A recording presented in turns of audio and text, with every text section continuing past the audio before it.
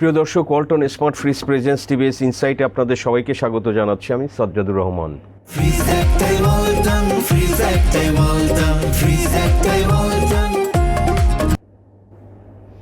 দর্শক, সামনে বাজেট আসছে আমরা জানি, এবং প্রতিদিনই আমরা নতুন নতুন ইনফরমেশান আমাদের দর্শক এবং পাঠকদের সামনে আমরা তুলে ধরছি। তো সেটারই পার্ট হিসেবে আমরা আজকে টিভিএসে যে লিড রিপোর্টটি পাবলিশ হয়েছে, যে বাংলাদেশে ব্যবসা বাণিজ্য এটা আসলে আরও বিভিন্নভাবে সহজতর করা হচ্ছে, এবং ট্রেডটা কিভাবে আরও ফ্যাসিলিটেট করা যায় সেগুলোর আসতে পারে, আগামী বাজেটে থাকতে পারে। তো এগুলো নিয়ে আসলে কোথায় কি হচ্ছে বিস্তারিত রিপোর্ট পাবলিশ হয়েছে। রিপোর্টটি করেছেন টিভিএসের সিনিয়র করেসপন্ডেন্ট রিয়াদ হোসেন। দর্শক, আমরা আলোচনা করব এবং আপনাদের সঙ্গে শেয়ার করব। রিয়াদ, স্বাগতম আপনাকে। এই যে যেটা আপনি বলছেন যে ট্রেড ফ্যাসিলিটেট করার জন্য করছে, কি করছে? সাজ্জাদ ভাই, আপনাকে ধন্যবাদ। ট্রেড ফ্যাসিলিটেশন নিয়ে বহু কথা ব্যবসায়ীদের অনেক লম্বা সময়, বছরের পর বছর ধরে। তো এই বছর এনবিআর যেটা করছে, এনবিআর অফিসারদের বক্তব্য হচ্ছে এই যাবৎকালে তারা ট্রেড ফ্যাসিলিটেশনের সবচেয়ে বড় বেশ কিছু অগ্রগতি তাদের কিছু আছে। তো কিছু স্টোরি আমরা আগেই লিখেছি, আবার নতুন করে আমাদের এই রিপোর্টের মধ্যে যা আছে আমরা সেটাই একটু উল্লেখ করি শুরুতে। যেমন আপনার প্রতি মাসে মাসে ভ্যাট রিটার্ন দিতে হয়। এখন অনেক ছোট ব্যবসায়ী আছে, তার কিন্তু প্রতি মাসে মাসে ভ্যাট রিটার্ন দেওয়াটা, উনি হয়তো ভ্যাট দিয়ে দিলেন, কিন্তু প্রতি মাসে ভ্যাট অফিসে গিয়ে এই রিটার্নের কাগজপত্র জমা দেওয়া এটা প্রত্যেকের জন্য একটু ঝামেলা। যেমন বছরে কিন্তু ইনকাম ট্যাক্স রিটার্ন একবার দিতে হয়, ভ্যাট রিটার্ন দিতে হয় তাহলে আপনাকে 12 বার যেতে হয় ভ্যাট অফিসে। অনলাইনে দেওয়া যায় না, যারা ম্যানুয়ালি দেয়। তো কি অনলাইনে দেওয়া যায়? অনলাইনে দেওয়া যায়। অনলাইনে দিলেও কোনো ক্ষেত্রে, ওই বেশিরভাগ ক্ষেত্রেই আবার হার্ড কপি নিয়ে অফিসে দেওয়ার একটা বিষয় আছে। এখন এনবিআর প্রাথমিকভাবে এটিকে 3 মাসে একবার, যে আপনি ভ্যাটটা আপনি মাসে মাসে দেন ঠিক আছে, কিন্তু আপনি রিটার্নটা 3 মাসে একবার দেন। তার মানে বছরে 12 বারের জায়গায় আপনি এখন 4 বার রিটার্ন দিলে হবে। আরেকটা বিষয় হচ্ছে আপনার এই যে পেপারলেস করা। অনেকটা পেপারলেস মানে হচ্ছে এনবিআর এর কিছু ডেজিগনেটেড সফটওয়্যার আছে অনুমোদিত, সেই সফটওয়্যারে যারা হিসাব নিকাশ রাখবে তাদেরকে বলা হচ্ছে যে আপনার হার্ড কপি লাগবে না। আপনি ওই যে সফটওয়্যারটা হিসাব করেন, সেই সফটওয়্যারের মধ্যে যা আছে সেটি সরকার দেখবে, আপনাকে আলাদা করে হার্ড কপি জমা দিতে হবে না, অথবা অডিটের জন্য প্রয়োজন নেই। তার মানে এটা পেপারলেসের ক্ষেত্রে কিছুটা একটা অগ্রগতি হবে। তারপরে ভ্যাট নিবন্ধন নেওয়ার ক্ষেত্রে এতদিন যেটা হয়, ইভেন অনলাইনেও যদি ভ্যাট নিবন্ধন নিতে হয়, প্রথমে যখন নিবন্ধনের জন্য অফিস থেকে একটা অনুমোদন লাগে, ভ্যাট অফিস থেকে, এটা অফিসাররা দেন, তারা চেক করে। তার মানে আপনি ভ্যাটের নিবন্ধন করতে গিয়ে আপনি সাথে সাথে পাচ্ছেন না এতদিন, এখনকার ব্যবস্থা, যতক্ষণ না অনুমোদন আসছে। কিন্তু এখন যেটা হতে পারে, এনবিআর প্ল্যান আছে, সেটি হচ্ছে কেউ আবেদন করলে তাৎক্ষণিক নিবন্ধন হয়ে যাবে, ভ্যাট নিবন্ধন। অফিসারের অনুমোদন লাগবে না। অফিসার পরবর্তীতে যদি দেখে মনে হয় যে না এই ডকুমেন্ট প্রয়োজন আছে, তখন হয়তো ওনার সঙ্গে যোগাযোগ করবে, বলবে যে আপনি এই ডকুমেন্ট। এই নিবন্ধনটা তো অনলাইনে হবে না? অনলাইনে, কিন্তু নিবন্ধন হয়ে যাবে, নিবন্ধন আটকে থাকবে না। রাইট, এরকম। তারপরে আপনার ইম্পোর্ট স্টেজে আমাদের ব্যবসায়ীদের একটা বড় অভিযোগ আছে, লম্বা সময় পণ্য পোর্টে থাকে, তো এটার জন্য তাকে পোর্ট ড্যামারেজ দিতে হয়। যেমন অনেক সময় পণ্য আসার পরে ডিসপিউট হয় এইচএস কোড নিয়ে, যে এই এইচএস কোড হবে না এই এইচএস কোড। এটা তো ব্যবসায়ীদের মানে কাছে বড় একটা ঝামেলা। তো সেক্ষেত্রে অনেক সময় যেটা হয় যে পণ্যটা হয়তো এনবিআর কাস্টমার অফিসিয়ালরা দাবি করলেন যে না এটা এই ক্যাটাগরির পণ্য, সেক্ষেত্রে পরীক্ষার জন্য অনেক সময় পাঠানো হয়। এই পরীক্ষার ব্যবস্থাটা লম্বা সময় চলে যায়। আমাদের এখন বিএসটিআই এবং আপনি ওই কেমিক্যাল যদি পরীক্ষা করতে হয়, তাহলে অ্যাটমিক এনার্জির যে প্রতিষ্ঠান, এরকম 2-3টা প্রতিষ্ঠানের বাইরে আর পরীক্ষার সুযোগ নেই। তার মানে এখানে ব্যবসায়ীরা বলছেন যে 15 দিনের মতো সময় চলে যায়। 4 দিন পর্যন্ত পোর্টে তার বিনা চার্জে পণ্য থাকতে পারে, 4 দিন পরেই কিন্তু তার জরিমানা পোর্ট চার্জ শুরু হয়ে যায়। তো স্বাভাবিকভাবে তাকে 11 দিনের পোর্ট ড্যামারেজ দিতে। আমি একটা কোম্পানির সঙ্গে কথা বললাম, তার বছরে প্রায় 10 কোটি টাকা পোর্ট ড্যামারেজ চলে আসে এভারেজ। তো এখন এনবিআর যেটা করবে, যে আইএসও সনদপ্রাপ্ত এবং বাংলাদেশ অ্যাক্রিডিটেশন বোর্ডের সনদপ্রাপ্ত যেসব প্রতিষ্ঠান আছে যারা টেস্ট করে, এরকম প্রতিষ্ঠানগুলোর জন্য উন্মুক্ত করে দিচ্ছে, অর্থাৎ তারাও এখন টেস্ট করতে পারবে এইসব প্রোডাক্ট। তার মানে হচ্ছে এখন ইভেন চট্টগ্রামেও যদি কোনো প্রতিষ্ঠান থাকে, সেখানে নিয়ে এখন পরীক্ষা করানোর সুযোগ হবে। বিস্তৃত হয়ে গেছে পরীক্ষা করার জন্য, বড় একটা বাধা সময়ের মধ্যে পরীক্ষা করানোর সুযোগ আছে। আপনি জানেন যে ইম্পোর্টের ক্ষেত্রে সরকার একটা উদ্যোগ নিয়েছিল অথরাইজড ইকোনমিক অপারেটর। এই অথরাইজড ইকোনমিক অপারেটর হচ্ছে কিছু ট্রাস্টেড ট্রেডারকে তার পণ্যটা গ্রিন চ্যানেলে মানে হচ্ছে কোনো পরীক্ষা বন্দরে বা পোর্টে হবে না, উনি নিয়ে আসতে পারবেন সরাসরি ওনার ওয়্যার হাউসে গ্রিন চ্যানেল দিয়ে, এবং সেখানে যদি কাস্টম অফিসিয়ালরা মনে করে তাহলে এখানে এসে তারা পরীক্ষা করবে, ফিজিক্যাল এক্সামিনেশন। তো এই অথরাইজড ইকোনমিক অপারেটরের জন্য যে লাইসেন্স প্রদানের যে শর্তটা, মানে যারা এইও হবে, রাইট, সেই শর্তটা বেশ কিছু জায়গায় বা শিথিল করা হচ্ছে। তারপরে এইও যারা হবেন তাদের পণ্য কায়িক পরীক্ষার জন্য যে একটা রেশিও আছে যে এত %, সেখানেও ছাড় দেওয়া হবে।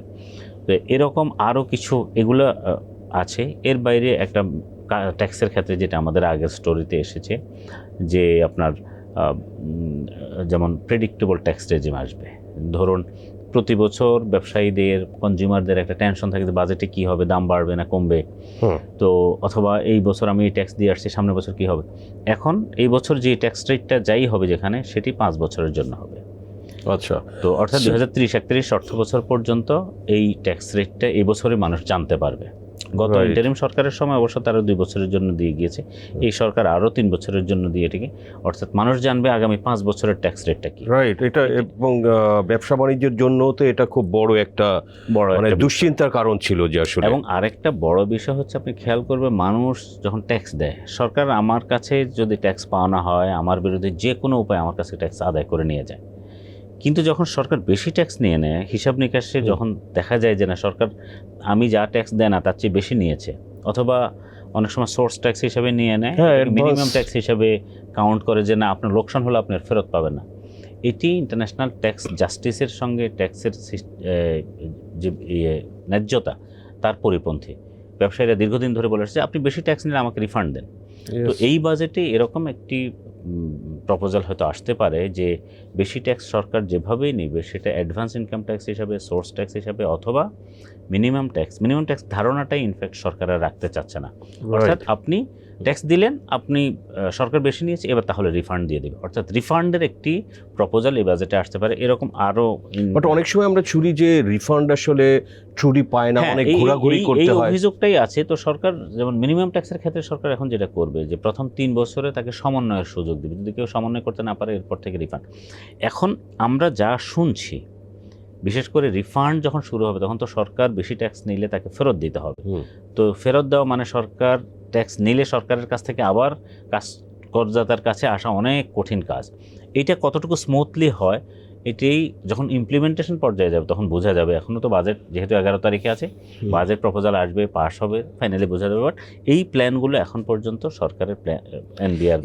রিয়াদ, আপনি বলছিলেন যে সফটওয়্যার ইউজ করে যারা করবে তাদের আসলে ওইটাই হচ্ছে যে তার রিটার্ন হিসেবে কাউন্ট করবে, মানে তার আর আলাদাভাবে দিতে হবে না যারা এনবিআর এর ডেজিগনেটেড সফটওয়্যার ইউজ করবে। না, উনি রিটার্ন দেবেন, কিন্তু রিটার্নের সময় অনেক সময় যে আমরা এখন যেটা করি, আপনি জানেন অনলাইনে যারা ট্যাক্স রিটার্ন দেয় তারা কিন্তু কোনো কাগজপত্র এখন আর এনবিআর অফিসে নিয়ে দিচ্ছে না। রাইট, ইভেন এখন পর্যন্ত এনবিআর আরও সহজ একটা কাজ করে রেখেছে, সেটা হচ্ছে আমার কিছু ডকুমেন্ট আপলোডও করতে হয় না এখন পর্যন্ত। তো এনবিআর যদি মনে করে যে আমার কাছে কোনো সন্দেহ আছে, তাহলে এনবিআর আমার কাছে চাইতে পারে। কিন্তু আমরা কিন্তু এখনো পর্যন্ত ট্যাক্স পেয়ার যারা অনলাইনে দিচ্ছে তারা ডকুমেন্ট আপলোড এখনো পর্যন্ত করতে না, যেটা ওই যে এন্টারপ্রাইজগুলো যে সফটওয়্যার ইউজ করবে সেই সফটওয়্যার তো আসলে এনবিআর এর সিস্টেমের সঙ্গে ইন্টিগ্রেটেড থাকবে। তো এখানে প্রশ্ন হচ্ছে যে এরকম সফটওয়্যার বাংলাদেশে কোম্পানি ইউজ করে? অনেকগুলো প্রতিষ্ঠান ইউজ করে, বিশেষ করে বড় কোম্পানি যারা আছে তারা এনবিআর এর বিভিন্ন ডেজিগনেটেড সফটওয়্যার, অনুমোদিত সফটওয়্যার তারা ইউজ করে।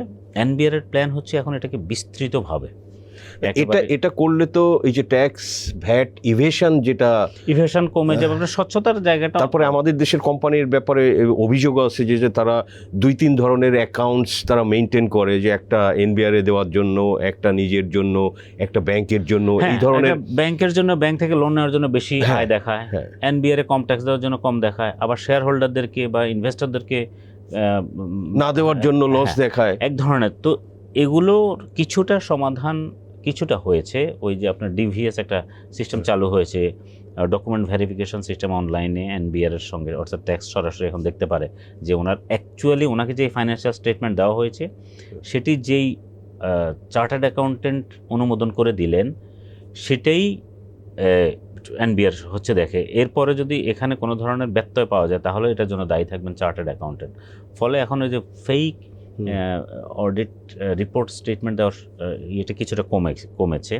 তো এইটিও এই যে সফটওয়্যারে একটা রিস্ক হয়তো আছে যে ম্যানিপুলেশন যদি কোনোভাবে কেউ করে সফটওয়্যারের মধ্যে, তাহলে আদারওয়াইজ সফটওয়্যারের মধ্যে যে হিসাব থাকবে সেটি এনবিআর এর অ্যাক্সেস থাকবে। এনবিআর ভ্যাট ডিপার্টমেন্ট যদি মনে করে যে আমি এটা দেখতে চাই, উনি এটা দেখতে পারবেন যে কোনো সময়। কত কোম্পানি করে আপনার কাছে এরকম? আমি গতকালকে কথা বলেছি বাংলাদেশের এই যে যেমন ফরেন যে কোম্পানিগুলো আছে তাদের ম্যাক্সিমামই এটা করে। আমাদের লোকাল বড় কোম্পানিগুলোর মধ্যে বেশিরভাগ, কিন্তু ঠিক সংখ্যায় কত এটা আমি কয়েকশো প্রতিষ্ঠান হয়তো আছে এটা করে। বাট আমাদের তো 8 লাখ হচ্ছে ভ্যাট নিবন্ধনধারী এবং এর মধ্যে 5 লাখের মতো রিটার্ন দেয়। তো 5 লাখের মধ্যে আবার সবাই অনলাইনে রিটার্ন দেয় না, অর্ধেকেরও মতো অনলাইনে রিটার্ন দেয়, বাকিরা ম্যানুয়ালি দিচ্ছে এখনও। তো এই সফটওয়্যার ইউজ করার অর্থ হচ্ছে তাকে আসলে ওই ধীরে ধীরে এনবিআর তো অনলাইন রিটার্নে চলে যাচ্ছে। এনবিআর প্ল্যান হচ্ছে আগামী বছর থেকে অনলাইনে ভ্যাট রিটার্নটা চলে যাবে। তো ফলে সফটওয়্যার যখন তারা ইউজ করবে তখন এনবিআরেরই অ্যাক্সেস চলে আসবে আসলে কোম্পানি কী কী কাগজপত্র সেখানে থাকবে। তাকে আলাদা করে আর এই ডকুমেন্ট হার্ড কপি নিয়ে আবার এনবিআর কাছে দিতে হবে না। এটা একটা মানে গুড মুভ। হ্যাঁ, গুড মুভ। ওকে, আমরা আশা করি আসলে বাংলাদেশে ব্যবসা বাণিজ্য আরও সহজীকরণ হবে এবং দেশে বিনিয়োগ বাড়বে। আমাদের আসলে বিনিয়োগ দরকার, দেশি বিদেশি সব ধরনের। আমি বলে রাখি, এনবিআর যেই উদ্যোগগুলো নিয়েছে এখানে অনেকগুলোর সঙ্গে ব্যবসায়ীরা এটাকে ইতিবাচক মনে করছেন। তবে কাস্টমসের ক্ষেত্রে ওনারা যেই বলছেন যে টেস্টের জন্য অনেকগুলো প্রতিষ্ঠানকে তারা এখন অবারিত করে দিচ্ছেন, যে কোনো জায়গায় পরীক্ষা করতে পারবে ইজিলি। ব্যবসায়ীদের এখানে একটা বক্তব্য হচ্ছে যে এটি চাইতে আরও ভালো অপশন এনবিআর হাতে আছে। সেই অপশনটা হচ্ছে যে এখন যেটা হয় যে পোর্টে পণ্যটা ধরে রেখে, পুরো কনসাইনমেন্ট ধরে রেখে ওখানে একটা নমুনা পাঠানো হয়। রাইট। তো তাদের কথা হচ্ছে আপনি পণ্য চালানটাই ছেড়ে দেন, কোনো একটা মেকানিজম বের করেন, আপনি পণ্য চালান ছেড়ে দেন, ছেড়ে দিয়ে তার উৎপাদন কাজটাকে আপনি আটকে রাখেন না। কিন্তু যদি উনি ফল্ট প্রমাণ হয় তাহলে ওনার জরিমানা হবে, যা যা শাস্তি সেটা হবে। আর যদি ফল্ট প্রমাণ না হয় তাহলে তো হলোই না, তাহলে উনিও আর তারপরে তো এখন ধরেন এখন হয়তো 15 দিন লাগে, এখানে হয়তো কিছু সময় কমবে, কিন্তু 4 দিনও যদি সময় লাগে, 5 দিন সময় লাগে, সেটার দরকার নেই। তো আপনি পণ্য ছেড়ে দেন, ছেড়ে দিয়ে তারপরে ফল্ট পেলে তাকে আপনি শাস্তির আওতায় আনেন। সেই হ্যাঁ, এখন এনবিআর এর প্রশ্ন হচ্ছে আমি ছেড়ে দিলে তাকে আবার ধরবো কিভাবে? এখানে একটা বিষয় ধরা তো যাই, সেটা করতে পারলে তো কোম্পানি তো আর উড়ে যাবে না। কোম্পানি উড়ে যাবে না। হ্যাঁ, এমন যদি হয় যে ওই কোম্পানি আর কখনো ইম্পোর্ট না করলো, কোম্পানির সব একেবারে কোনো কিছু নাই, মানে কোম্পানিকে আর ধরে না, সে আইন ভায়োলেট করলে তো সেটা আইন অনুযায়ী ধরুন তার ব্যাংকে গিয়ে সে একেবারে 10 কোটি টাকার মতো অপরাধ করেছে, কিন্তু ব্যাংকে তার 10 কোটি টাকাই নেই, তার অন্য কোনো জায়গা থেকে আনাই যাচ্ছে না এরকম। বাট এই সংখ্যাটা আসলে এইভাবে হয়তো 1%ও হবে না এরকম। তো যদি এটাও হয় তাহলে ব্যাংক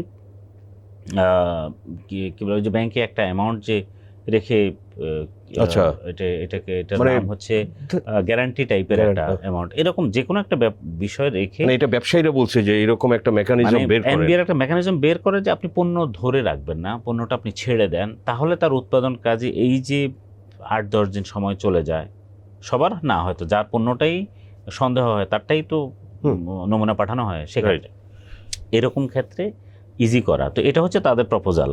বাট এনবিআর এখন পর্যন্ত যে উদ্যোগগুলো নিয়েছে মোটামুটি এটা মনে হচ্ছে যে একটা ভালো উদ্যোগ, এবং এনবিআর এর অফিসারদের বক্তব্য হচ্ছে এবার যে আমরা যেটা বলছিলাম যে নো ইম্পোজিশন, অর্থাৎ তারা এখন খুব বেশি, এটা ভ্যাটের ক্ষেত্রে বিশেষ করে, তারা কোনো ইম্পোজিশন এবার ভ্যাটে হবে না, হওয়ার কথা নয়।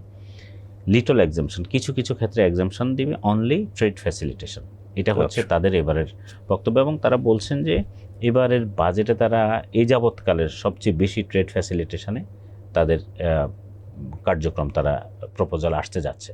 বুঝতে পেরেছি। ওকে রিয়াদ, আপনাকে অসংখ্য ধন্যবাদ টিভিএস ইনসাইটে সময় দেওয়ার জন্য। দর্শক, আমরা আলোচনা করলাম এবং বিস্তারিত আপনাদের সাথে শেয়ার করলাম। আমাদের আলোচনা ভালো লাগলে লাইক করবেন, শেয়ার করবেন। আপনাদের সবাইকে ধন্যবাদ।